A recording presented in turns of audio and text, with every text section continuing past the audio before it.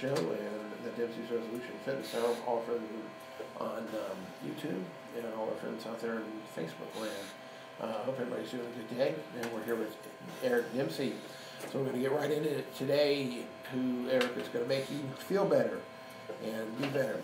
So let's get right into it. Are nuts and seeds good for you? Yes or no? Yeah, nuts and seeds. You know, a lot of people think because they're fat that they're not good for you, right? So they're going to be higher calorie than your protein and carbs. Because you got to remember that fat has 9 grams per calorie versus 4 grams for carbs and protein. But nuts and seeds are universally really good for you and should be a part of your healthy fat intake. And it's very important to incorporate that with good oils, you know, fish oil, extra virgin olive oil and whatnot, avocados, coconuts, and all types of nuts and seeds for a well-balanced fat intake. So nuts and seeds, especially during the upcoming Thanksgiving season, where it's prevalent to have a lot of different nuts and seeds available in a lot of traditional meal settings. That's something you want to make sure is a pretty big chunk of your, if you're concerned about your weight and stuff, that should be a pretty big chunk of your meal, your proteins and your good fats, and just go easy on the sugars. Okay, well that was clear enough on that. How about, this is interesting, mushrooms and aging. Yeah, you know, mushrooms have a lot of different health properties, and for a long time, you know, the health properties have been, articulated by different things, but none of it really talked about aging or antioxidant stuff or cellular health.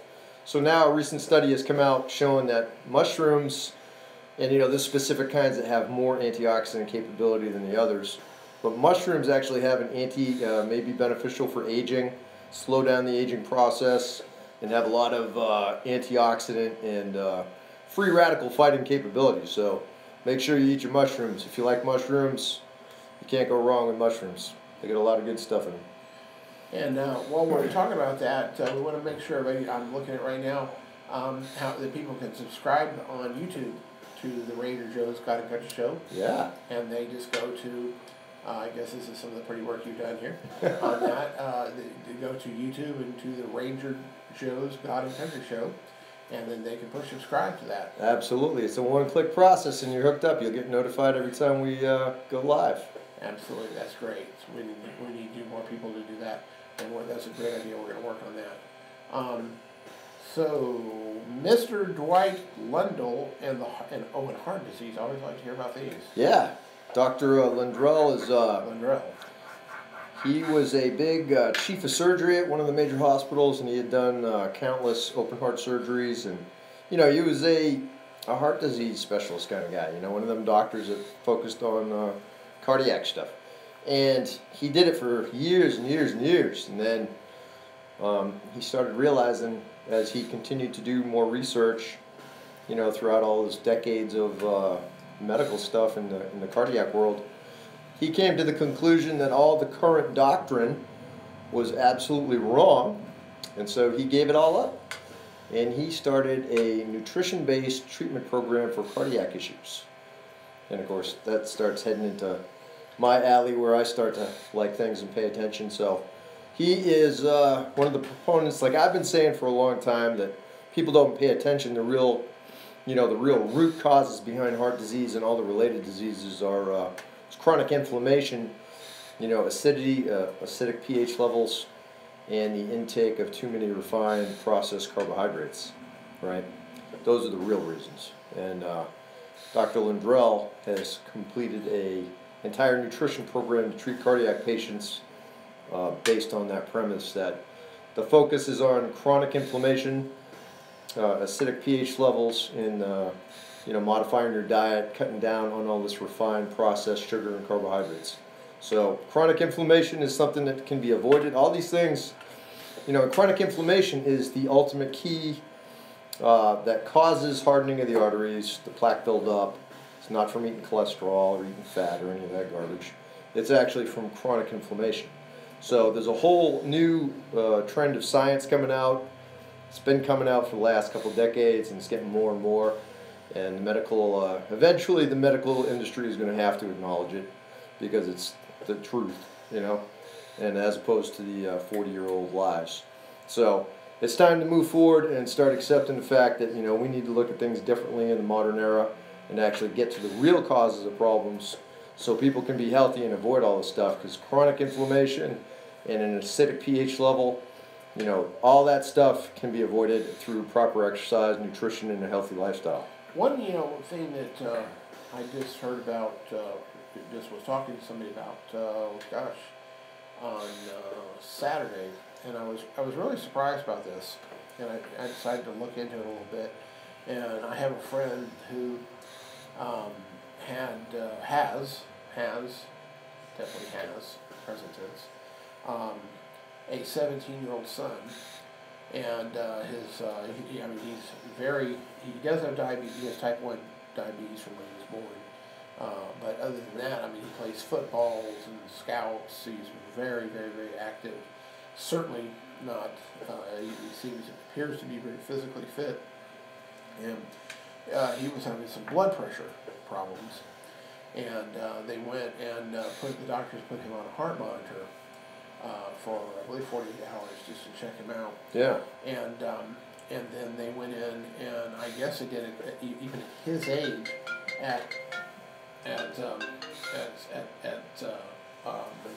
his age, which is just 17. They went in because they just couldn't figure out what's going on, and they went in and did a catheterization, which I didn't even know they did with somebody that young. And while he was not, to the point where he needed stents, they were saying that he already at 17 years old had blockages. He had some, nothing was wow. was critically dangerous. But the point was, I didn't think that could happen that quick. Was this kid an athlete or? An athlete, yeah. But he eats a ton of unhealthy food. There's no doubt about it. His dad said that the doctor talked to him, and this is a kid that, he eats a lot of good food, but he also eats lots of tons and tons of fast food and high fat and processed foods and and sugar and things like, and all the processed sugar and all these kind of things like that. And I was very surprised that the cardiologist, and I know the cardiologist because he's my cardiologist, told him, he said, well, is this something hereditary, or did in fact he get some sort of a disease, or is it something like that? And he said, no, this is actually the result, in the cardiologist's opinion, this is the result of poor eating habits. And he was already getting, and he said that he actually had one of his veins, not an artery, but one of his veins was like 50 or 60% blocked. And he said that there's a lot of studies now that are people don't realize, and I didn't know this until my doctor told me this, is that the heart is a very hardy muscle, and what it will do is it will blood flow in your heart, because you have lots of your arteries and you have veins will actually go to the point of the least resistance, and it actually, what it will do, you have more, not really the arteries but the veins, you have more than you actually need. And so if blood is going through vein number 1 and there's a blockage, your body will naturally reroute that blood to one of the lesser veins that is not working as hard, and increase the blood flow there. And so it doesn't heal it, it just reroutes it. And that tends to happen. What he was explaining to me is a lot of people that, as the years go by, it's not just the buildup over the many years of plaque and hardening of the arteries, is that you run out of veins. You run out of it. Your heart continually tries to reroute blood, and there's only so many arteries and so many veins in your heart, and it tries to reroute, and there's nowhere to reroute it to, because they've all been blocked. You get to that point. So I guess what we came out of it is, and I actually talked to this doctor about that. I said, so are you saying that our children, our teens, are already at this time in their life by the time they're 17, 18 years old, is it possible? He said, no, it's not. It's not possible. It's probable that kids as young as 14, 15, 16, 17, that age group, already have heart disease. It's already started. And he said that's why you see, and he said that sadly that's why you see people that are in their 30s. That when I had a heart open heart surgery, gosh, it's been, what was that, Pat? 5 years ago. 5 years ago. About 5 years ago. I had somebody in the bed next to me that had open heart surgery that was in his early 30s, and he had, and I said, well, what happened to you? And he said, well, they went in, same thing with me, they went and did a catheterization, he had a bunch of blocked arteries, more than they could, put stents in. So I guess this is really something that parents should really, because I never heard that growing up. I never heard that. You never cared about your kids. You just say, oh, let them eat all the sugar they want. Let them eat all the, they can sit there and eat, 500 hot dogs and eat, fat and greasy meat. Their kid, they can take it. Well, they can take it, apparently, but it still does damage, and it still starts the process. And so where did this kid, this 17-year-old, come out? What happened with him? They said, well, that it was not enough, in their opinion, to stint it, and that if he adjusted his eating habits and on that he could overcome that. So the other thing, and I'd like you to comment on this, is that the doctor, again, I talked to the doctor myself, he said that if you're doing damage to your heart muscle, and your arteries and your veins through processed foods, bad foods that cause plaque buildup on that, he said, there's a common misconception that, I can go out and exercise and do a ton of exercise, and that just makes it go away. And he says it doesn't. It doesn't. It can strengthen your heart. There's no doubt about that. He said it can strengthen the heart muscle, but it doesn't eliminate the radicals that are there that are going into your heart. And he said, so, he said you go out, and run 50 miles a day and, have zero fat on your body, but from calorie loss because of, how much workout you do. But he said if you eat foods and chemicals that cause plaque, he said they're going to cause plaque in a very healthy heart that's a runner athlete's heart, just like they're going to cause plaque and build up in somebody who's, sedimentary. Yeah, and that's the more of the traditional mindset. The exercise can actually incur heart disease. Exercise. Okay? Really?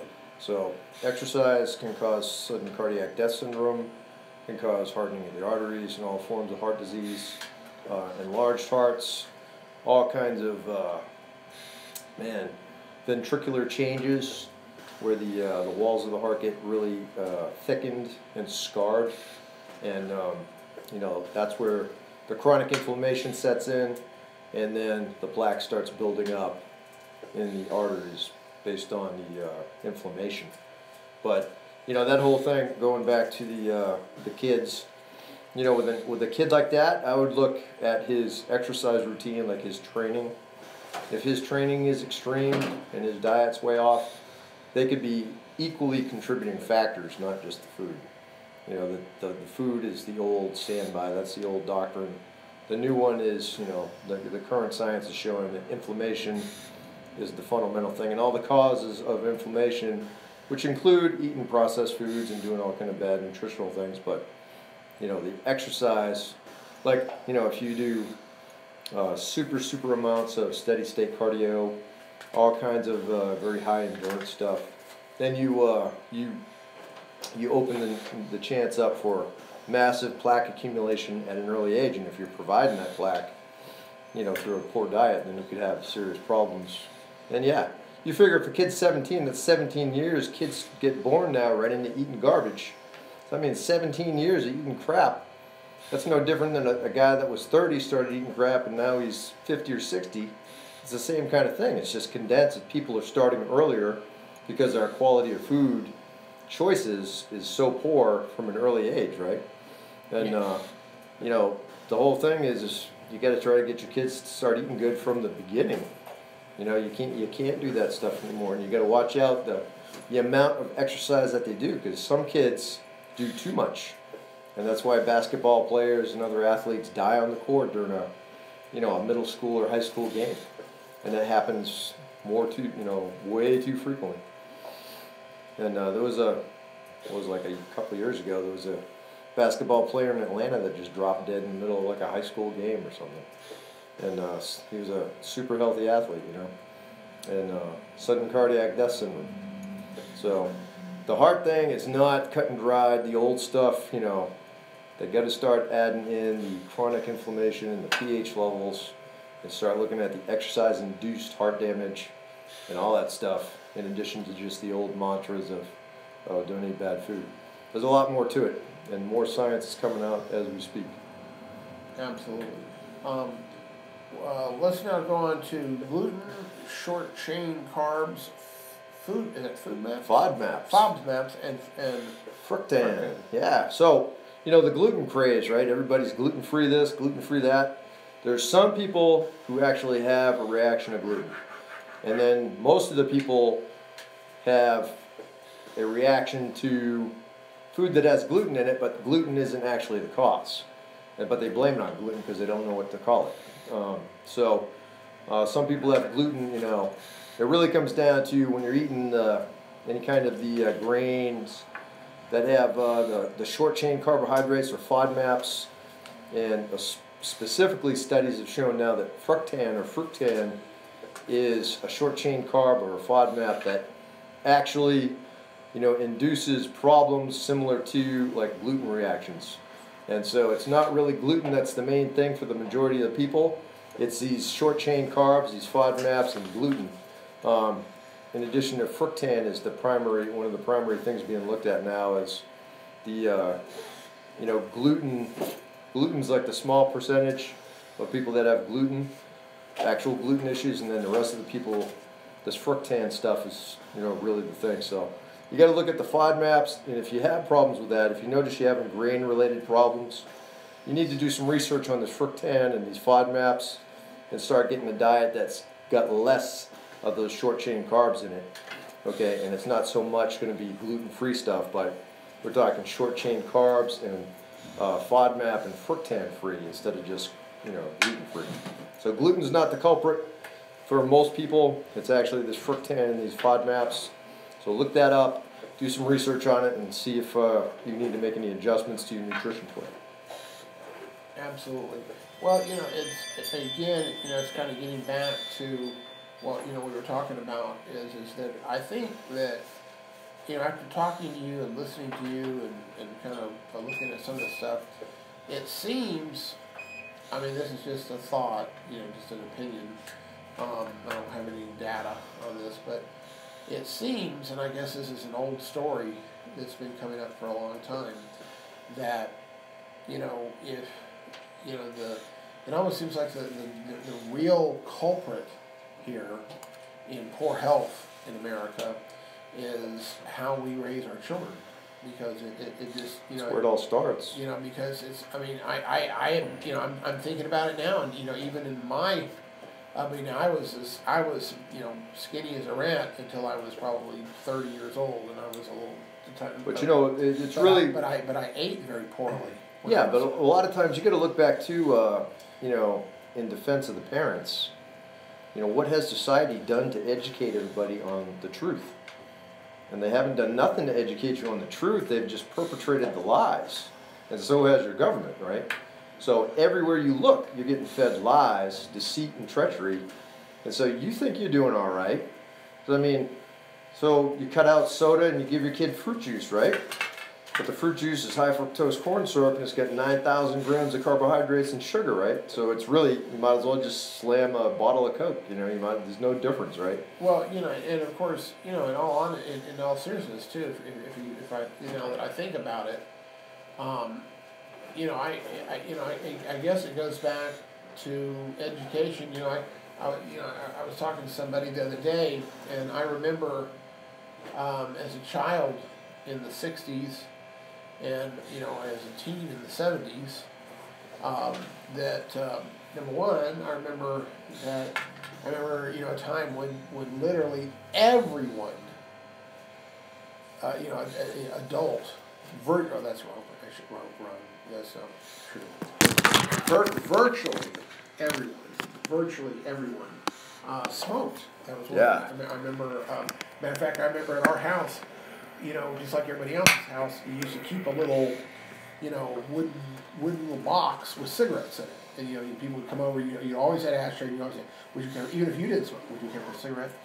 Sure. That, of course, I remember there was a time when, during that same time that you can see these on the sitcoms, that you see on TV that were made during that period of time. Yeah. That people came home and every day, they had a little home bar. Yeah, they had a drink and they had smoke. And they smoked on that. That was like morning, noon, and night. And they had it at lunch. It was part of their meal. Absolutely. So but you know what? The sad part is, supposedly we've evolved from that era. That was like the '60s and '70s. It started dying out in the '80s, and But the thing is we've replaced those bad habits with completely other bad habits that are just as bad. I was watching an Andy Griffith the other day. Yeah. And it's probably from the early '60s. Old classic. And Andy said to Barney, he said, "Well, what are you going to have for lunch today?" And he said, "I'm going to get two double cheeseburgers with chili, onions, and bacon, with a side order of home fries, a slab of rhubarb pie, a chocolate milkshake, and a glass of tea." Wow. Andy said, "Well, I'll bet you that will lay on your chest," or so. And it was funny about it, being too much to eat, but it wasn't that it was unhealthy.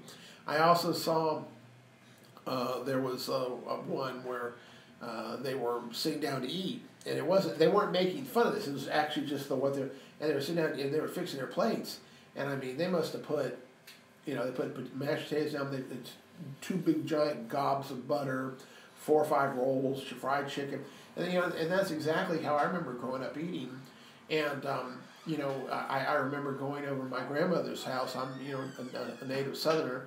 And I remember going to my grandmother's house, and you go to my grandmother's house, you could wake her up at 2 o'clock in the morning, and she'd say, "Oh, let me get y'all something to eat." You could walk into something and say, she'd say, "You look hungry," and I'd say, "No, Granny, we just had supper." And he'll say, "Oh, okay, well, let me get you something to eat." And when she got you something to eat, it wasn't, finger food. It was, she'd come in there and have, leftover pot roast, fried chicken, mashed potatoes, gravy, apple pie, a la mode, that was a snack, kind of thing. And then, of course, my gosh, I can remember that I would go out. I used to love Coca-Cola, and I didn't, we did this before we even had any Diet Cokes or anything like that. And I remember I'd go fishing, and I would take 2. In a cooler, I'd go by myself. I'd take 2 6-packs of Cokes, and by the end of the day, I drank 12 Cokes. Yeah. And just one after the other, and it wasn't until much later in my life I realized there are 12 teaspoons of sugar in every Coke, and of course the caffeine in there was enough to launch me to the moon, and things like that. So that's very significant. And I think that it's also significant that there was a block of time, I don't know if it was, maybe on that, it seems like I don't remember in the '70s. I remember there was a big thing about smoking, people quit smoking, that was going to kill you, especially about cancer and smoking. Not a lot about drinking, No. not a lot, if any, on that, but certainly none of these other things. Oh, yeah. About again, I can remember getting up in the morning, and I think I was a very typical kid, I can remember on Saturday mornings getting up, to watch cartoons and taking a bowl about this big, and pouring half a box of Cheerios in there, and then about a cup of sugar in there. Oh yeah. So I'd have a big scoop of wet sugar with every bite that I had, and Yeah. that kind of stuff. And I think that like you said, I think there was just so, and what's amazing, if you go back, I don't know if this is something you're interested in, because I know you like history too. Is if you go into the history of healthcare or health or the way it's presented in America, and I don't think people realize there was a time in the United States, and I'm not talking about 1830. I'm talking about in the 1950s and the 1960s. Yeah. Which I meant was half a century ago, but still, the 1950s and 1960s, people in my era, when I was that I was born in that era, that actually put out on TV that said that smoking was good for you. When you look at the old ads from the 50s and 60s, it was actually said it was good for you. Yeah, those you want to doctor recommended. Yeah, doctor recommended. Do you have lung problems? Smoke. It will clear it out. The ads from those eras are amazing. When I take my marketing classes and I have to look back at these old ads and how we've evolved through marketing, you look at some of the old stuff and they had codeine and they had cocaine and they had morphine and heroin and all these different things, right? And that was like everyday stuff, and now it's like opioid crisis and and it's amazing. They would hand you a bottle of laudanum, and it would say poison on it. Yeah. It'd actually say poison. Yeah. On that, skull and crossbones on the bottle. Skull and crossbones, so like that. You're People it's just how much you use. There's a lot of old stuff that's really good that needs to be brought back. Like castor oil and stuff like that. Like some of the old wives' tales and stuff like that, and what your grandparents used to do. A lot of the stuff your grandparents used to do is really, really good, and a lot of it was really, really bad, and just nobody knew any better. But the problem now is people know better, and the science is there.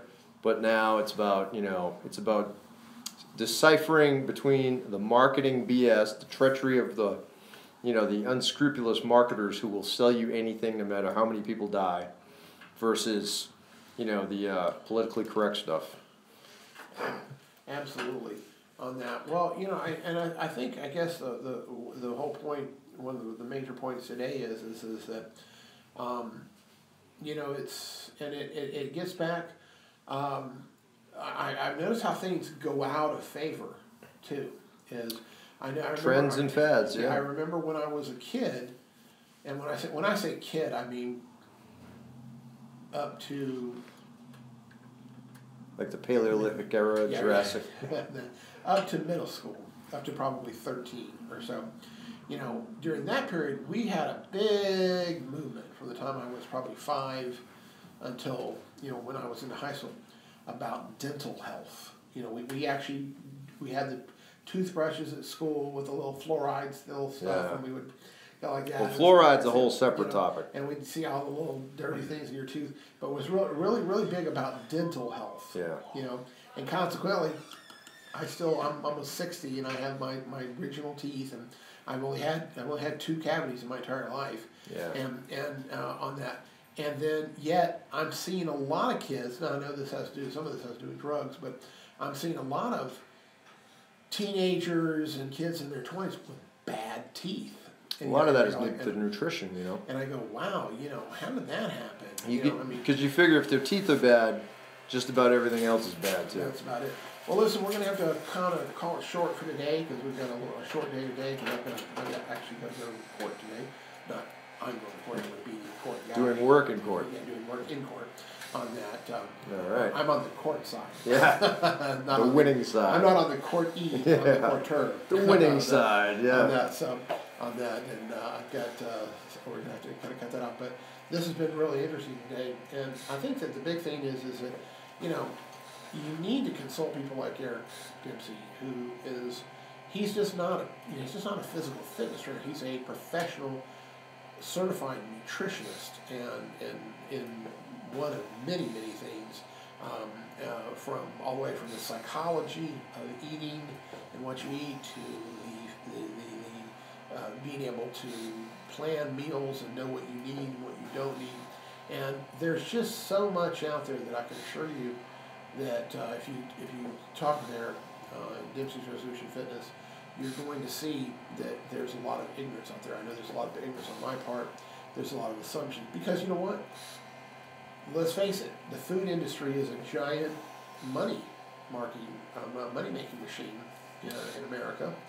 And evil, yeah. They don't want you. They're not come out and stuff and say, hey, Pringles or something are bad for you. Cancer in a can. Don't buy it. Yeah, don't buy it. They're gonna come out and say just the opposite of that. And we didn't get a chance. Do you have any before we close here? Do you have any thoughts for everybody on Thanksgiving Day on do's and don'ts? Yeah, real quick, do's and don'ts for Thanksgiving. If you got a if you're watching your weight or you're concerned about eating too much or whatever, you need to stick proteins in the order of priority, right? You need to go big proteins. That means all your meats and, all your ham, whatever you're going to have, ham, turkey, whatever you're going to have. Get some big lean cuts of as much of the meat as you want. And then the nuts and seeds, extra virgin olive oil, stuff like that, avocados, shredded coconut stuff to mix in with your stuff. And then a lot of vegetables, a little bit of fruit, and then, whatever you're going to have for dessert or any other kind of favorites like that, enjoy yourself, but just go easy on them. Have a piece of cake or whatever, and then don't worry about it. If you stick to that, drink plenty of water, avoid, keep the alcohol and the carbonated soda and the high sugar fruit stuff, keep it under control. Minimize the processed sugar, and you'll be good. Keep the protein and fats high. Just out of curiosity, real quick before we go, is it a healthy or unhealthy thing, or does it really matter? I mean, there's a lot of people that actually do this, that prior to holidays, or whether it be Thanksgiving, Christmas, and then the Memorial Day when they go out on the beach, people will go out and they'll go on this crash diet to lose 10 pounds, and they'll lose it. Then they'll gain it back. They look real good. Yeah. And then they'll gain it. But they openly admit that. They go, I know I'm going to gain it back. It's just like I'm going to go and go on this crazy diet, starvation diet, and lose 20 pounds. And then as soon as that date is passed, they put it right back on. Up, down, up, down, up, down. Well, that's super unhealthy. Number one, and two, it's why would you want to do that to yourself? I mean. You can totally, I'm going to eat everything I want to eat on Thanksgiving, and it's not going to be a problem. And I'm going to have cake, I'm going to have a piece of cake, I'm going to have ice cream, I'm going to eat the mashed potatoes and gravy, I'm going to eat it all. But it's not going to faze me because that's one day, and really it's one meal. And if that screws you up so bad that you gain 10 or 20 pounds, it's really not that one meal. It's what you do the whole Thanksgiving weekend. Yeah, I don't. I think it would really be almost impossible for anybody to have. I mean, if they stuff themselves. Even if you stuffed yourself, it depends on number one, they might gain a couple pounds. You could gain a couple pounds. You could blow yourself up and gain a lot of water and fat, but it's what you do over the whole 4 or 5 days around Thanksgiving, before it and after. So. Just eat good foods, minimize the bad stuff, and you won't have any problems. Sounds like good. Well, thank you, everybody. We'll see you next week. We'll be here at 12 o'clock on the Dempsey's Resolution Fitness Hour. Eric, you want to give me your contact information? Yeah, you can hit me on Facebook at Dempsey's Resolution Fitness. Email is eric@dempseysresolution.com.